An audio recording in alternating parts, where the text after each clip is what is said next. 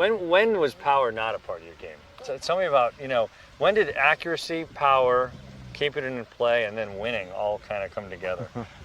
Well, I think people don't realize that when I started playing, all I worked on was my short game. It's funny, I grew up at a course called Bay Ridge Country Club. We had 9 holes when I was a little kid, and we didn't really have a bunker. There wasn't any bunkers, so I really didn't know what a bunker was until I played some junior tournaments and stuff. But I always fell in love with a flop shot.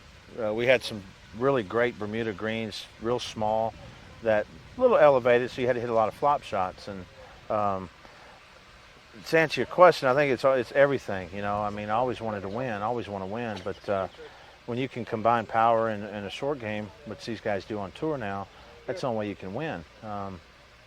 But people don't realize that I spend numerous hours on my short game. I hardly ever hit balls when I'm at home, except from 100 yards in, and I chip and putt all the time. Is that flop shot you take, or even around the greens, it seems your swings are very long. A lot of instructors, a lot of people looking at that will go, well, how does he control that? Isn't it kind of get away from you? Is that what happens on your wayward shots, your missed chips? Do you feel it gets away, or is it just? Yeah, it's everyone. It looks like I decel, but I really don't. And what I've really done a lot is at home I've got 3 greens from Players Turf International. They're artificial, synthetic. They're just like real greens. They hold like real greens. They putt like real greens. And but what I started doing a couple years ago, Ty, went from a draw to a cut, is I was practicing chipping with one hand, with my left hand. I was hitting 60-yard chips with my elbow, or my 52 degree. And I was just goofing off, and I was kind of sweating, and it was hot, and I said, well, I'm gonna hit some one-handed and just try. And these chips were cutting. And I hit it to my right front pin. It was about 5 on, and I was knocking, I hit 10 balls in a row, and I made one, and it was like, hey, this is something cool. Maybe I should start hitting a cut and start practicing this way. So every time before I tee off in a tournament, I take my 52 and hit about 10 or 20 balls with my left hand only.